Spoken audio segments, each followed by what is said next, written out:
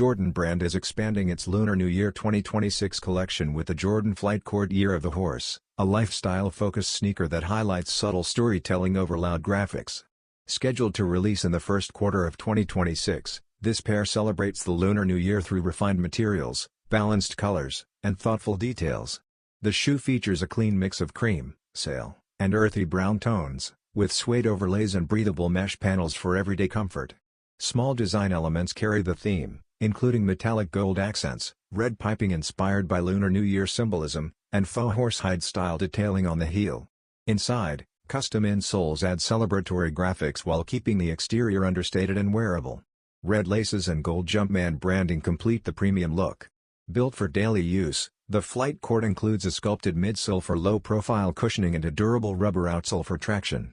The Jordan Flight Court Year of the Horse will release via Jordan brand retailers and Nike channels, with pricing and official launch details expected closer to Lunar New Year 2026.